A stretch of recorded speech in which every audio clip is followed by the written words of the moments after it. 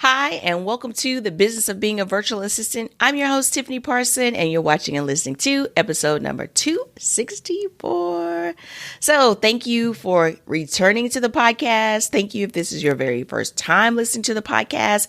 We talk about the real side of having a virtual assistant business. This week, did the thought cross your mind where you're like, you know what? If I quit my business, what will happen? If I let go of this client, what will happen? I'm here to let you know you're not the only one that this thought crosses your mind. You're not alone. You're not crazy. It's not just you. However, I want to let you know what I tell myself when these thoughts creep in. This is one thing that sets me straight, that realigns me. It's not life or death. Nobody's life is in our hands. We're not doing heart transplants, kidney transplants. We're not discovering cures to diseases. Yes, our business is important. Yes, our role is important. Yes, our clients are important. However, we don't sacrifice our mental health or our physical health over someone's content creation for social media, over someone's email account or calendar.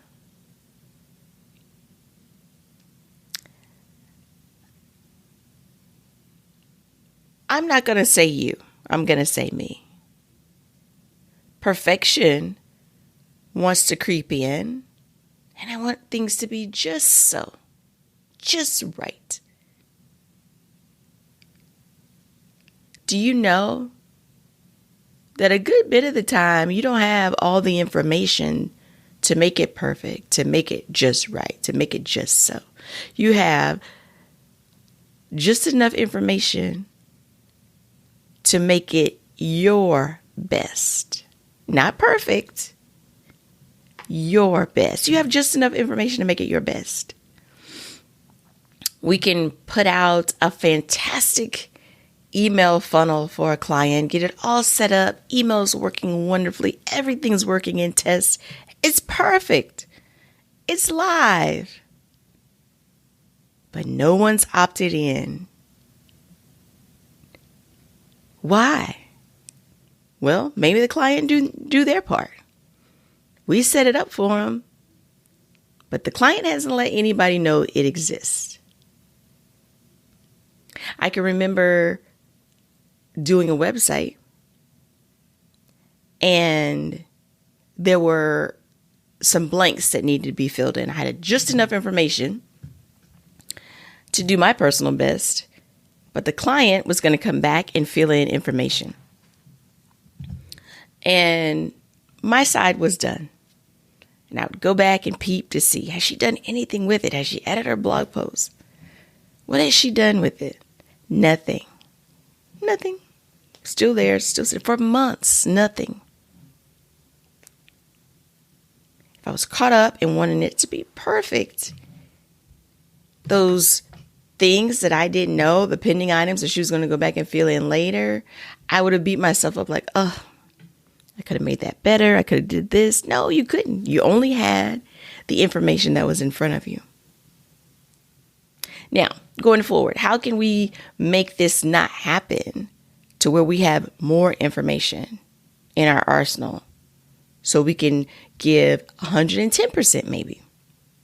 Questions. The key to that is asking questions. And you won't know every single time what questions to ask. You learn along the way. I'm always revisiting conversations, projects in my mind to identify how can this be done better for the next one. How can we set better expectations for the next one? Most of that lies in the questions that we ask. And don't be afraid to ask questions. We've had situations where clients didn't understand that questions is a part of how we learn what you want. Questions is a part of how we're able to do a better job for you. Questions is how we think through the assignment. When I'm working with my team and they're doing something new, I expect questions. If there aren't any questions, I'm thinking, what's wrong? They haven't looked at it yet, because surely there's going to be a question. And it doesn't matter how simple the question is, there should be at least one question if you're approaching something for the very first time. Your clients, you've never worked with them before. Or maybe you've never worked on this type of project before. There should be questions. And if they don't like your questions, that is a problem on their end, not your end. That's how you discover what's needed. That's how, you're able to do your job. Now, the flip side of that is I can also see how someone not being open to answer your questions will make you want to quit them, be like, you know what? This is probably not a good fit. If you can't even answer questions, it's not a good fit. And it's okay if it's not a good fit. So, what's the point? It's not life or death. Take a walk, shake it off, let it roll. Let it roll off you. Don't take it personal. And don't quit, because there are other people that need you so bad. Going back to what I talked about in episode 263, go play. Go have some fun. Come back later. Go have some fun. Now you may be thinking, well, Tiffany, I'm not really sure what questions to ask. So let me give you some general questions to ask every single time, no matter what. First question. When this project is over, when this is done, what do you expect it to look like? What is your expectation? Now, that's not the exact question, but you want to rephrase it to where you're getting to what do they expect when this is over? When we hand this off to you, what do you expect to receive? And they'll say, well, I expect to receive 5 blog posts and whatever. I expect, everything to be up and running properly. Whatever the answer is, you want to know what is their expectation. I expect it to be done in 48 hours.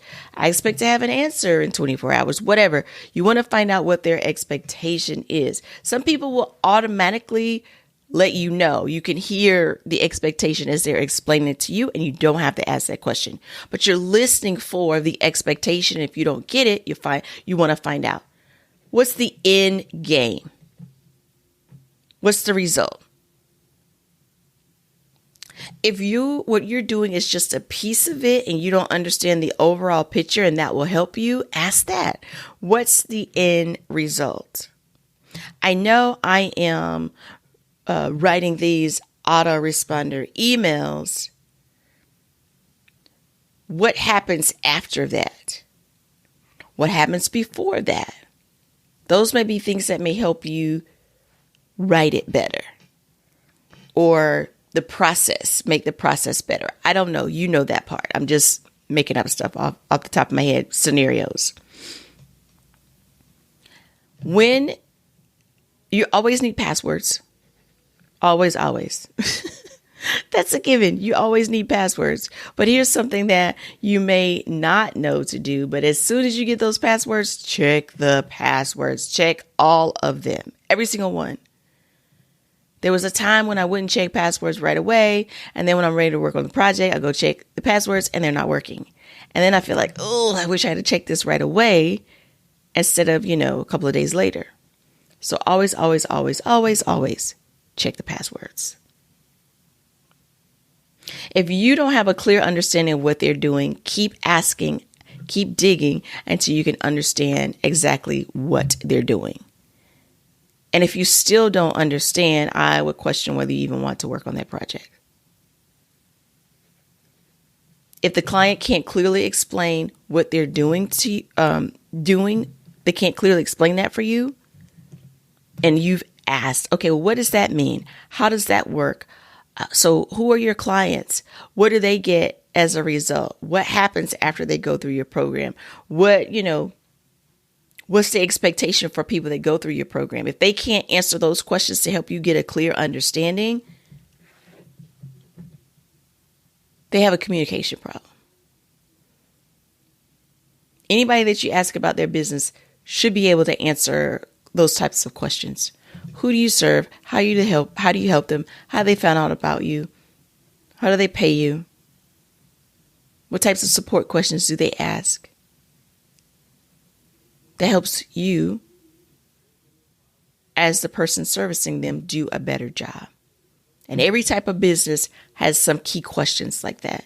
And if the potential client can't answer those questions, you're going to have problems. And you may already be thinking, Tiffany, I'm in it now. This is why I just want to quit this job. Don't quit. Go back. Ask more questions. And if they're not happy with you asking questions, then you have the power to assess, is this something we want to continue tackling, or do we want to kindly let them go? Thanks so much for watching and listening to today's episode. You have a wonderful and fantastic day.